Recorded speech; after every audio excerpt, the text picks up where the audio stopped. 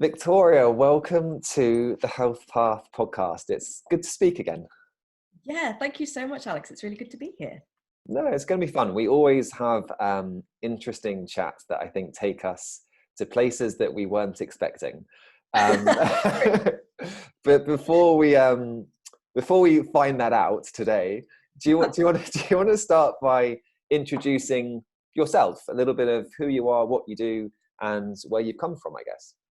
Sure, yeah. So I'm Victoria Fenton. I'm technically a functional medicine practitioner, integrative medicine practitioner, play with words. One of those people who looks for the root causes of health issues, with a background in nutrition and naturopathy and all that kind of stuff. So in that realm, and I started in this world basically, as so many of us do, because of my own issues, my own health issues. So the very quick version of my health story, which is it's a traumatic one, it's a really big part of my life, is that I got very, very unwell at 17 when I was violently sick on holiday.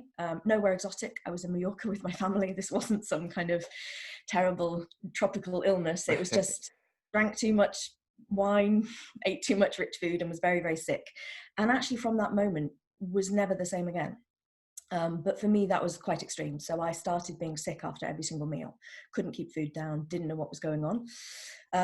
Ended up, as anybody sort of 17-year-old, high achieving, grade A student, all of that kind of stuff, ended up being put into the psychotherapy route and being told that I had many different eating disorders. And it turned into what eventually was a decade of misdiagnosis and not finding any answers, not knowing what was going on with my body, and always being told it was in my head. That decade itself was very interesting because when you're told something's all in your head and you're someone like me, you do the inner work. So I was very much invested in my personal journey and my own evolution, psychology, all of those kinds of things, but nothing fixed me. I didn't get better. And it took us a decade to find out that I actually have a genetic connective tissue disorder called Ehlers-Danlos syndrome. And what had happened that night that I was sick is that I'd ruptured my esophagus. And the way we found that out is very complicated and involved hospitalizations. But in the intervening years, I'd lost a hell of a lot of weight. I'd developed a lot of other problems. So postural orthostatic tachycardia syndrome and mast cell activation disorder, all the kind of things that go into what I now know is the trifecta of this kind of connective tissue disorder realm. And I thought, diagnosis equals solution. I'll get better now. Somebody will give me the medication. I'll be fine. I'll be fixed now that they know what's wrong with me. And actually what I found was there was zero help. Nobody knew what to do with me. I reacted to even a tiny dose of medication for the postural orthostatic tachycardia syndrome, couldn't take any of it. And I'd had a long background of trying to hack my diet because so much of my problems had been gastrointestinal in nature. So I'd been playing in this realm of there must be some kind of nutritional solution. And I think armed with the diagnosis or the right labels and, Dr. Google, I kind of found my way to what would turn out to be systems biology, functional medicine, nutrition, and just threw myself into it as a personal journey to get myself better, but also started becoming fascinated by the mechanics of how the systems of the body wind together and are all interlaced, and how all of that works to make us either healthy or indeed unwell. So qualified and then sort of started working in this industry, and obviously have a little bit of a niche. So I get a lot of connective tissue disorder patients. I get a lot of people with Ehlers-Danlos syndrome and its comorbidities. But because so much of the complications with that specific condition are nervous system based, it actually means that you can help anybody, you can help everybody with all sorts of conditions, from autoimmunity to cancer even to, I do a lot of children. I work the whole spectrum because, as you will know, doing this job, we're just looking at systems, and bodies are systems and they work or they don't. And finding out why they're not working is part of that investigative journey, which I go on with all my patients. Yeah, I guess that key principle of appreciating that bodily systems are interconnected has been a bit of a paradigm shift ultimately, because I think, as I sort of briefly touched on when I introduced myself on the podcast, the traditional route is kind of reductionistic. So you go and see your gut specialist or your kidney specialist or your bone specialist, but they don't really have the training that bodily systems are interconnected. And that's, I guess, where medicine is evolving when we talk about these terms like systems biology and precision medicine and functional medicine. And I'm really curious, I guess, around how your journey has influenced you as a practitioner as well. So do you feel that because you've had that quite long and quite traumatic experience that it's helped you from a clinician perspective? 100%. So I'm in the process of writing my memoir at the moment. And it's funny because I'm starting to realize how much of the history plays into how I am today with my patients in subtle ways and obvious ways. So for me, like you was just saying, I ended up with, I don't know, 6 different specialists who didn't speak to one another and had no idea what was going on, and viewed me as they were convinced they were right, that their discipline was the most important one for me. And that was never really the case because it was all really important. So I've always had that approach to health and helping my patients is in, it's all important. It all matters. It's not that I can choose a side here or say that, oh no, we're going to focus on this system because it wins. It's all kind of important. And to an extent, for me, a big part of my journey was that inner work that I mentioned earlier. It's like, I didn't get better because I suddenly found functional medicine and found the right diet for me. That's not how this worked. Actually, the functional medicine, nutritional supplements, resolving a few of the toxicity issues that I had, because along this journey I had metal toxicity, mold toxicity, all of that kind of stuff fed into it. So resolving all of those from a kind of mechanistic perspective was kind of the last bit that fell into place for me. And I really developed a huge value, the ability to value introspection throughout that process as well, and got to the point where I realized that health is so multifaceted that we do ourselves a disservice when we focus on just the one thing. So whether that's nutrition or supplements or toxicity or a diagnosis, even a label, you know, getting my diagnosis was the hardest journey I ever had to go through, but it meant nothing at the end of the day. It's just a label. It's just, oh, I've got now 5 different diagnoses, and that's not the point. Like, the point is that every element of what I had to go through to get to that point influences how I support my patients today, including helping people with deep work of like, let's look at the childhood trauma, let's dig into that, because that is definitely affecting your health today, whether it's obvious or not. And so having that ability to know that it's all relevant is a huge part of how it influenced my journey. But also the second biggest part is just patient care. So much of my history is characterized is probably the word I'm looking for, just being misunderstood by doctors, not being listened to properly, not being given the time to explain.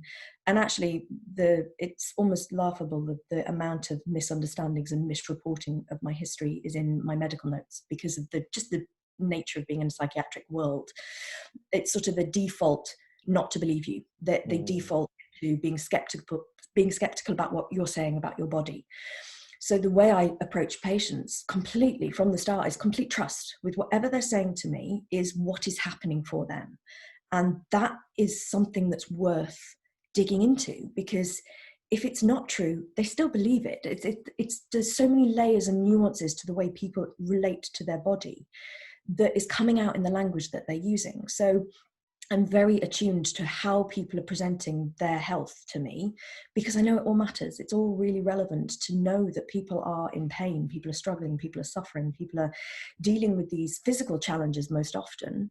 But there's always so much in the layers of how they're processing those things, which are mental, psychological, spiritual, all of those things play in. And it's all important. Like that, I think that is the third thing that is so obvious to me. It's that everything that somebody goes through is really affecting their well-being. Yeah. It reminds me of, obviously they talk about in functional medicine, the timeline and Yes. reciting people's story, but there's also stuff around what they call narrative medicine, which I really like, which is the same kind of principle, but it it is that idea of accepting, appreciating, trusting that individual's story, which all of this is to some degree. And I think that is such a powerful way to just start to break down some of these things that may need to be explored, chatted through, etc.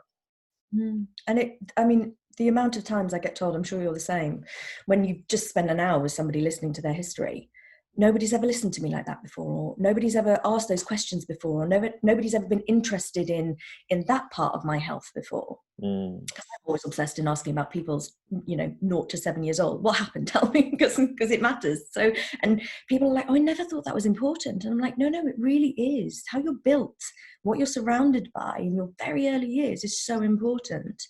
And allowing people the space to speak is so, it's therapy almost, it's why we're in functional medicine. We're as much therapists as we are, anything medical. And I have a bit of a reputation for writing ridiculously long reports. Most of that is me putting the patient's story down on paper so they can read it back for themselves to understand in a narrative format their own timeline and the progression of the events that they've been through to get to where they are today. Because people see, their illness, and often when they come through health path, there's a problem, or when they come to us, there's a real illness, and they've got this relationship with their body where there's no trust anymore. And a big part of my job, as I see it, is actually saying, well, no, your body only ever does supremely logical, mechanical things. It's all it's doing. So we need to work out the triggers for it to do what on the surface looks like illness and symptoms and problems. Because somewhere inside your biology and your biochemistry, your body thinks that level of reactivity or that symptom that you're seeing is necessary. And that's what we need to work out, the why behind why your body's, quote, misbehaving, because it's not doing it to hurt you. It's doing it because it's got lost, or it doesn't know what the right response is, or it thinks it's the right thing to do. Very well said. No, that's brilliant. Gosh, yeah, that was really well put. Well done, Victoria. You? It's true though. I think I had a conversation with Jake Carter this morning, and there was a similar theme within it around trusting the body. And there's definitely a correlation I've seen over the years between an individual's ability to do that and kind of just the trajectory of their health ultimately.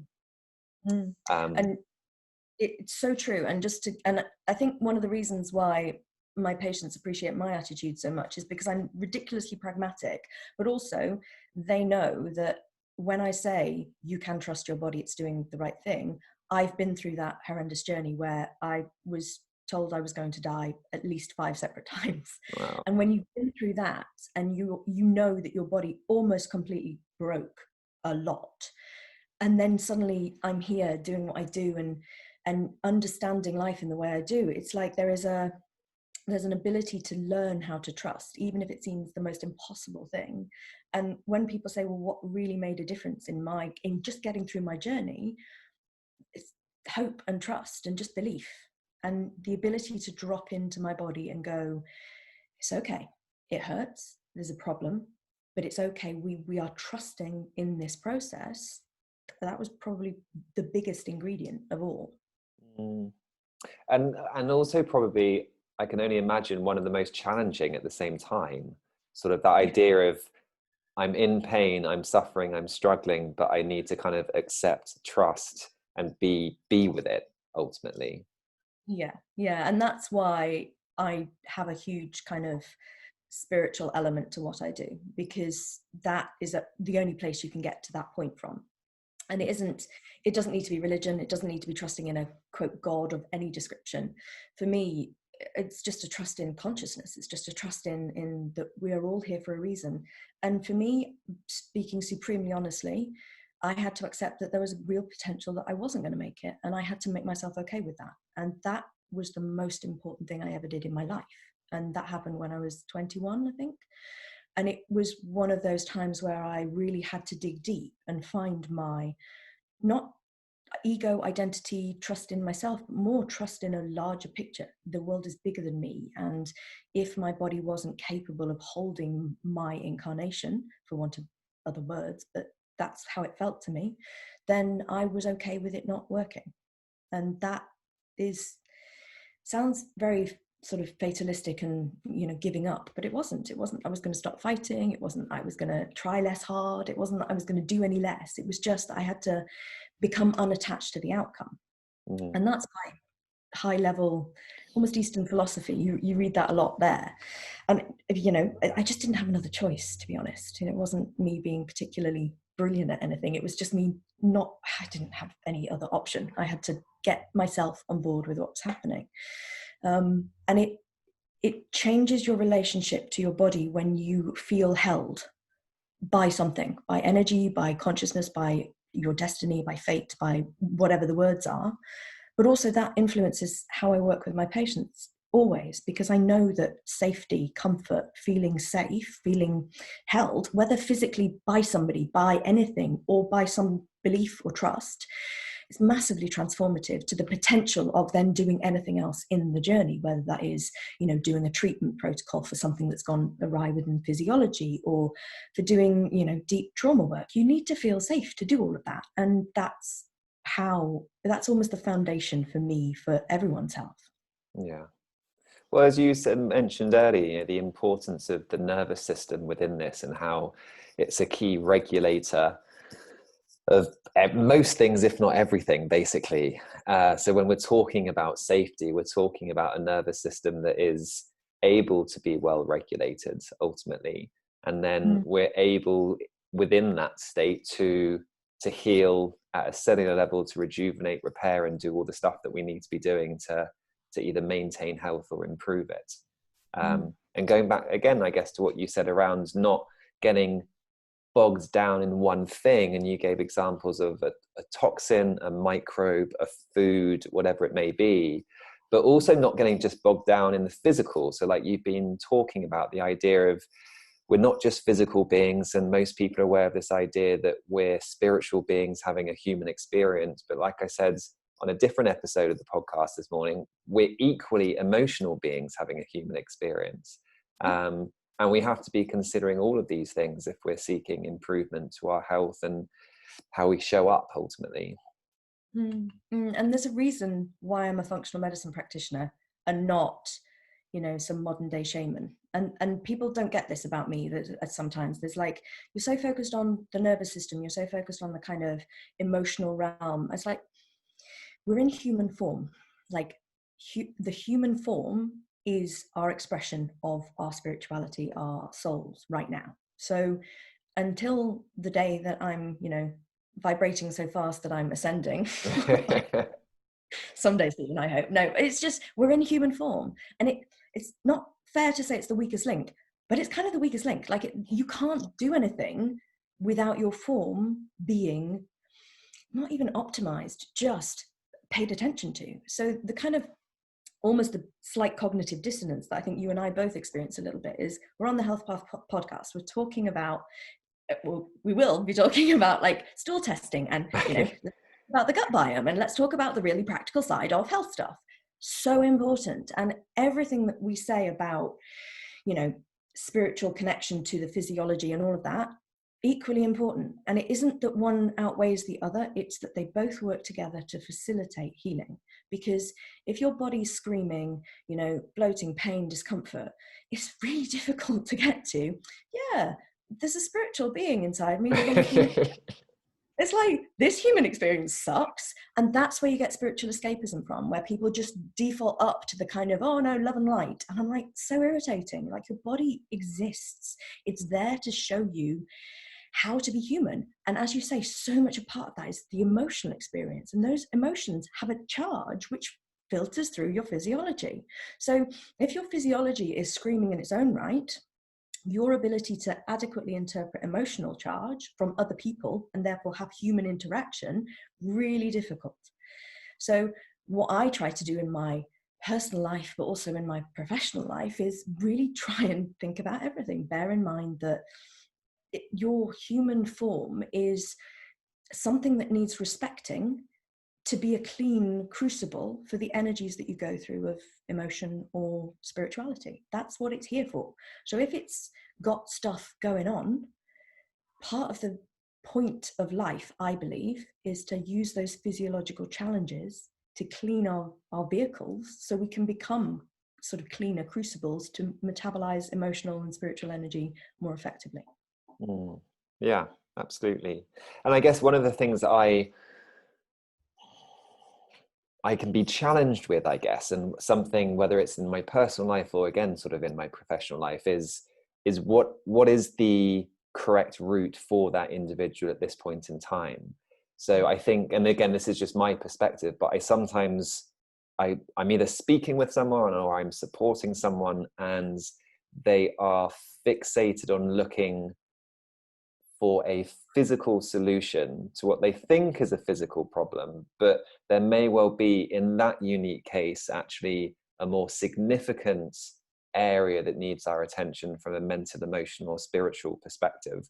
So as you say, it's this bi-directional mess that is part of, for me, the clinical journey, and that timeline and understanding the client is, okay, well, what do we actually feel is the main area that we may need to be focusing upon, while appreciating you've got all of these physical symptoms going on as well. And it works the other way. So I get a lot of patients, because of almost my Instagram content, which is very connected to the emotional side. I get a lot of patients contacting me saying, I've done all the spiritual work that I can think of to do, and I've processed the childhood issues, all of that. And then they tell me the story that they had an operation and had a load of anesthetic pumped into them, and then the next day they woke up and they're really inflamed. And it's like, yeah, your body went through something. Like, we need to deal with what your body went through as well. And oftentimes I find that whatever the person's obsessing about, they need the other one. They need the other kind of approach, which is why we have clinical toolkits, like just a toolkit that we open up. And I believe there's a time and a place for specialization, but I've always aimed to be almost a kind of broad generalist, because that enables me to have this huge toolkit where every patient needs everything, but not every patient needs everything all at once. And sometimes the timing of that's the art of being in clinical practice. It's not a science. it's not medicine, really. It's very creative. It's very, what is this patient ready for right now? And if your nervous system is screwed because you've got, metal toxicity, or you're stressed about the fact that you think you've been affected by mold, or your gut's in uproar, saying, oh, you're safe enough to metabolize that terrible thing that happened to you when you were 3 years old, it's just not going to work, because the body needs to feel calm enough. The nervous system needs to just have the ability to go, whew, let's breathe, before you can even start to think about the difficult stuff. Yeah, that's so true. And how many of my clients over the years have struggled just to sit still for half an hour on a Wednesday afternoon because of guilt or shame, or they just don't think they should, for whatever reason it may be. And that's kind of just like a sign that, well, if you don't feel safe enough to do that, as you say, then let's not go any further right now. Let's focus and have a conversation around this. And what you mentioned around, I think you said something along the lines of what someone is ready for right now. I think that's probably been one of the biggest lessons for me in clinical practice over the years, which is not trying to kind of rush or force anything. And we will all only hear what we are willing and want to hear anyway. So it's kind of, again, trusting that process. And I think for me, a lesson I had, maybe it was a couple of years ago, it really kind of hit home, which is, I don't need to be the practitioner that gets that person to the end line, as if there was one. I can still play a really significant role within that overall journey, and that's what other people have done for me, etc. So it's then almost focusing more on the connection and the relationship rather than the outcome as well, and knowing that is actually one of the most important things as well in the outcome. If that makes sense. No, total sense to me anyway. And it's the hardest thing to do, because we're only in this profession because we care, because we want to help people. And I, for many reasons, have that kind of perfectionist streak and really want to get people over the line. I really want to be the one that, solves the problem, that nails the symptoms. And a lot of times I have a lot of those wins, but there are times where I just don't get the patient, or I can't, it's not in my brain to see. And I have had to absorb that that's not necessarily a fault or a flaw in my approach or my energy. That person just needs another key, another puzzle piece. And it's so easy to see when I look at my own journey, because I needed different people along the way, and different keys for different times of my life. But it's much more difficult as a professional to just take a step back and go, it's okay, I can still be here and supportive, but there are many people who need to support this person, which is why I know we've spoken together about teams and teamwork when it comes to patients, because, you know, we've all got a slightly different angle on stuff, and we put the emphasis in different areas. And it is, yes, I might have this huge toolkit, but there's stuff that I can't do. Like there's huge bits where I have a network where I go, do you know, I need to leverage that connection for you because I can't get you over the line here. Yeah, I think that sort of multifaceted approach to health is fundamental. And I love the idea of being able to have a team, you know, almost what's the word I'm looking for? A board of people around the table that are all they're all supporting you when needed, ultimately. And almost powerful.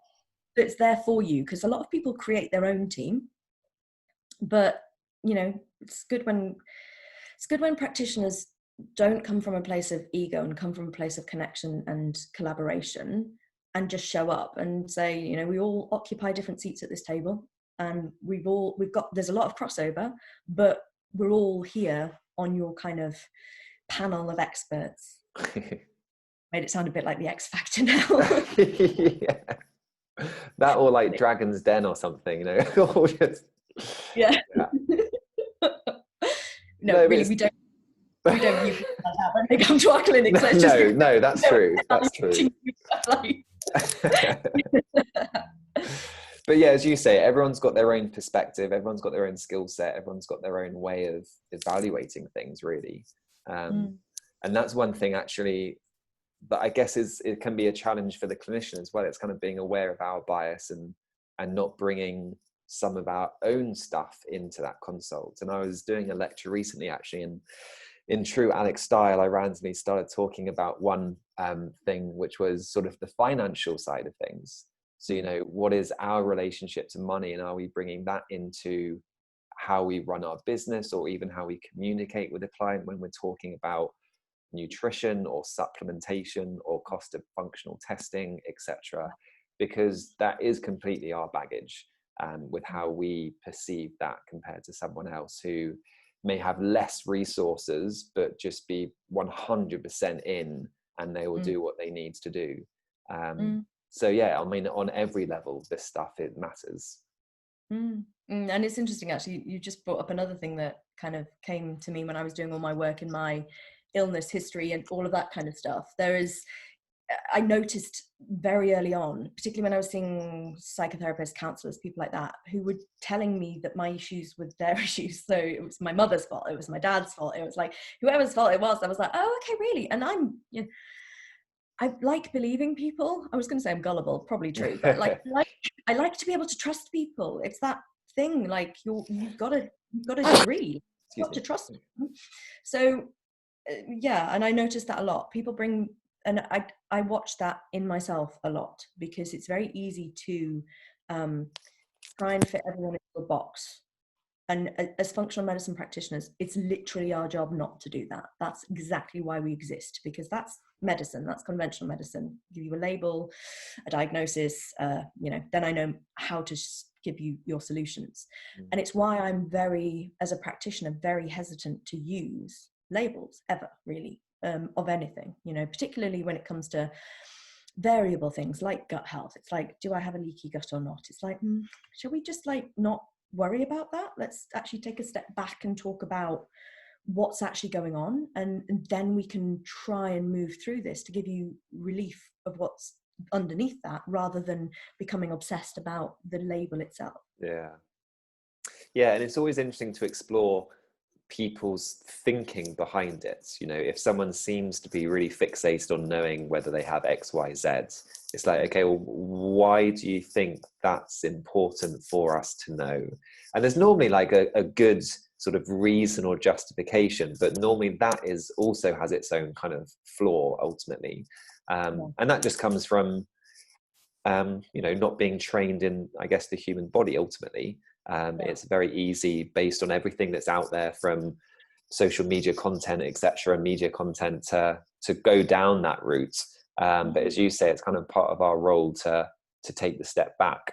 And I love that saying, you know, treat the individual, not the disease. I think that's such a powerful concept and such a liberating one as well, because then you can look at everything and you can kind of map it all out and say, okay, let's just focus on you ultimately. Yeah. And you and I know Dr. Google is the bane of our lives, because so many people arrive at our doors having self-diagnosed. They know what the problem is. And I always regularly have to have that conversation of like, if you know what the problem is and you also know how to solve it, because everything's on Google, why are you here? And as soon as you have that conversation, it opens the doorway to sort of prove the chinks in the armor that, you know, everything that you read on the internet is not true. So there needs to be dependable resources out there. There needs to be good information. There needs to be the kind of stuff where you can trust it again. But if you spend, and people do, the whole thing with illness is it is a neurological thing. And I explain this to my patients all the time who've gone down the sort of obsessive reading thing. They know, they feel guilty about the fact that they've gone down this obsessive reading channel, if you like. And I explain to them, it's a symptom. That obsession is a symptom just as much as whatever's going on in your body, because your nervous system's panicking. It's saying, I don't feel good.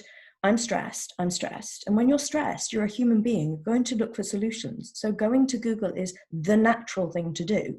And the fact that you're staying up till 2:00 in the morning, trying to read papers and understand what's happening, that's as much a symptom of what's happening for you as what's underneath.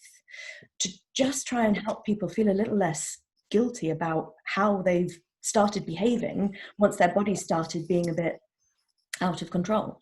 Yeah, that's such a lovely way of thinking about it ultimately.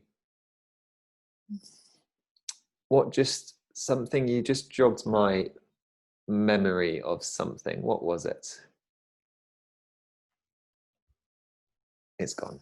It'll come back. It's always there. Yeah, just floating around. Yeah. But no, you're right. I think that's such an important part of this. And it comes back to thinking about certain clients over the years who some I've helped, some I haven't been able to, but there was definitely that, going back to this idea of a correlation between people who, for whatever reason, struggled to sort of let go. And there was such a desperation to improve that was part of the problem ultimately, because as going back to, as you were saying, that nervous system was basically just fighting all the time. It was in a constant fight with reality in some ways. And it's not surrendering and just giving up with where we are, but there has to be a degree of acceptance. Because I'd certainly, from a subjective perspective, and I appreciate this is a massive just sort of perception of mine, but I feel like I've had clients over the years whereby some have been more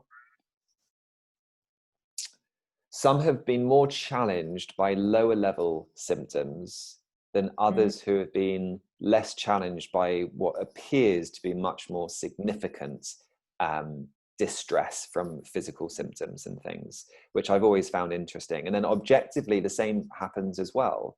You know, you can have someone with 10 times more body burden of something or whatever it may be, but they seem to be functioning at a much greater level than someone who's got 10 times less of the same type of physical challenge. And that's fascinating. Sometimes the more I do my job, the more I realize that we're trying to make sense of something that's incredibly complex. this body thing is like, it's a miracle. And we do a good job of understanding a lot, but there are layers of perception and feeling that layer on top of physiology, that means that our ability to help is totally dependent on those parts, not just what's going on within the physiology. And I always say that the best condition, illness that I suffered from was my mast cell activation disorder. And the reason being, because mast cell activation stuff, it sounds like an immunological condition, and it kind of is, but it's really not. It's one of those conditions where the more stressed you are, the more you're in sympathetic dominance, nervous system stress, fight or flight, the more kind of on edge your immune system is going to be. Therefore, the more easily you're going to have reactions from a mast cell perspective, which is what kind of that condition is. So the core of that is not, let's control the immune system, because again, back to the immune system is doing what it's being told to do. It's being told to be reactive because the body somehow thinks there's something wrong. So you wind back to, okay, so where's that messaging coming from? And it's coming from this nervous system stress, fight or flight, agitation. So the more you say, you've got to restrict your diet to all of these foods, take out all the histamine foods, take out all of the, you've got to not do this, not do that. Your whole life becomes this micromanaged control bubble, which is stressful. Like, it's founded on the stress and tension of control. And so a big part of the reason I practice like I do, and I always focus on the nervous system, is because I had to learn this the hard way through trying every single low histamine, low oxalate, low salicylate, low everything diet. And making myself worse in the process, because I was so stressed about what might be happening that the stress itself was worse than the actual symptoms and all of that. So that ability to surrender, again, back to what you were saying about patients who can't let go, a big part of what I spend my time doing with my complex cases is the narrative around this kind of ability to let go, because the stress of holding on so tightly, I mean, it's physical. When you think of stress and holding on, it's a tension thing, and everything's going to go wrong in the body because the body exists in a flow state. So, and we are people who talk about guts all the time. And the first thing that's going to go wrong when you're in that kind of tension pattern is your gut's going to slow down. And then anything can happen. And people talk about the gut being the basis of like health. And it yes, of course, it's a really important part.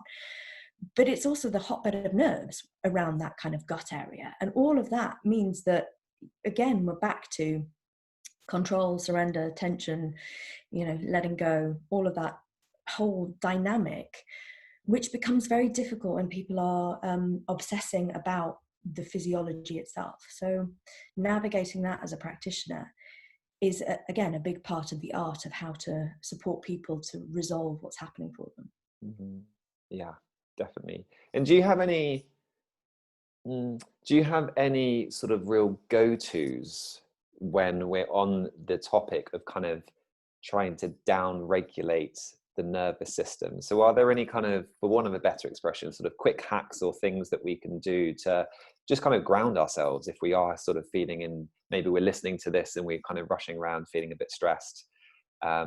What could we consider?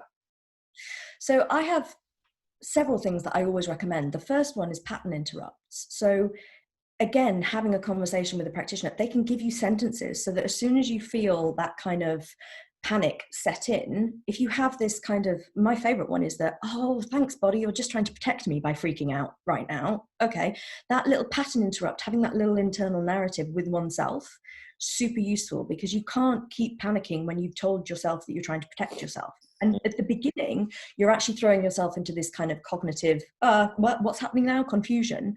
But ultimately, the reactions happen less because you've learned that all of those reactivity stress moments are like, it's a protection. It's an attempt to protect oneself. And that makes you go, oh, thanks, body. That's really nice.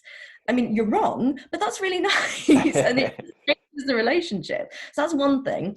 Sometimes people are so wound up that they can't do that, and that's fine. And then I really go back to the simple things of stopping and taking a breath, really simple technique of just going, okay, I can feel myself losing it, breathe. And that's in the moment stuff. But otherwise, I really love two things I really love. One, I really love journaling as a practice, just so that you work out all of the nonsense that your brain talks to yourself all the time. Because I think meditation has a great role of kind of disconnecting from the thoughts and knowing that those thoughts are just active. But sometimes it really helps to just write them down, because they sound ridiculous on a piece of paper, and handwriting is much more effective than like tapping on a computer. And you just like write out the thoughts, normally first thing in the morning or last thing at night. And then suddenly you realize how much nonsense you speak to yourself. And it's like, oh, that's interesting. And you change your relationship to your thought patterns, all of those. And the other ones, if you don't want to be cognitive about it at all, I really love havening. Now, havening is literally where you stroke yourself. Like you do a process of actually, this particularly works if there's a stressful historic event, so there's a specific trauma, or whether you're traumatized currently by, like, maybe it's, you know, thinking about what to eat, and you go into that instant nervous system response thing. You can actually put yourself in that moment. Paul McKenna's great at this, by the way. He's got a video on YouTube which walked you through 15 minutes of havening, and it's brilliant. And you, throughout, stroke yourself. It's literally, you're trying to hug yourself, back to where we started, being held. You're hugging yourself and you're actually stroking your nervous system. It's what you're doing when you're doing this, which effectively changes the way your nervous system is in that situation that's a stressful thing. Right. It's longer than that. You go through, you know, walking along a beach, very calm, counting down from 20 to 0, and you're stroking all the time. And then there's eye patterns, eye movement desensitization, and movements that go along with it. But it's actually super simple. And you can do it several times a day. It takes 15 minutes.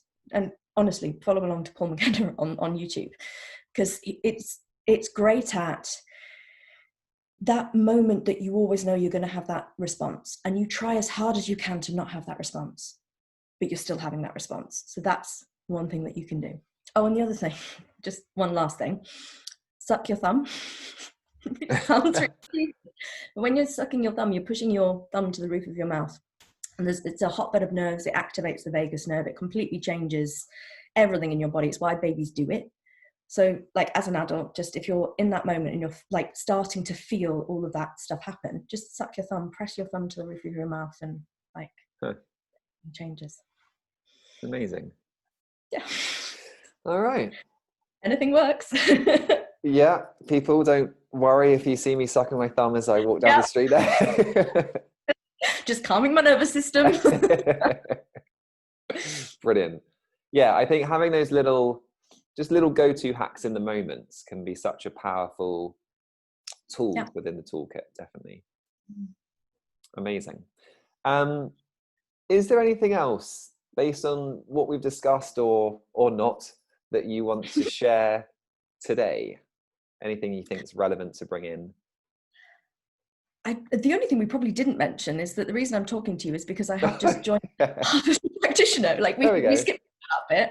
So yeah, I'm so delighted to be part of the Health Path family, because I've always believed in the work that you guys do and the approach you're bringing, and the fact that we have the bandwidth to talk about this kind of stuff in a podcast environment which is actually focused on the Health Path message, which is, you know, making data meaningful, making all this stuff make sense to people, and making it simple. And it is accessible, and it can be. And I think that some practitioners get a little fear thing happening when they see companies like Health Path come along and say, you know, you can have access to this data because it's your health. We're trying to help you. And I'm very delighted to be on board, helping and offering some consultations for those who need that bit more support. But just, you know, there's so much confusion out there that to be affiliated to a company that is so passionate about just bringing truth, simple truth, to this healthcare space, I think is a brilliant thing for me to be part of, and I'm delighted to be here. Well, we're delighted that you are here as well. And it's, you know, you bring a lot of additional skills, insight, wisdom, experience, knowledge to the team as well, which is amazing. It kind of goes back to what we said earlier around having that board of practitioners or cheerleaders as well, of people that can just be supporting of one another and each other. So I think it's going to be a really exciting journey to be part of. Yeah, well, I'm just, every single human being in the Health Path family is absolutely stellar. So it's very lovely to know that there's good people doing good things, caring for people. It's what the world needs, particularly now. Yeah, absolutely. Victoria, it's been a pleasure as always. I know we could probably talk for the next day on all of this type of stuff. Yeah, So I'm sure you'll be a regular on the podcast, where we can dive into some of these things a little bit deeper or touch on some other things as well. sure. So thank you for your time. I appreciate you're busy. Thank you so much, Alex. It's always a pleasure to talk to you and to go anywhere, any direction that we choose to go in, which is always wonderful and novel. So very lovely to talk to you. No, it's my pleasure. Thanks, Victoria. Thank you.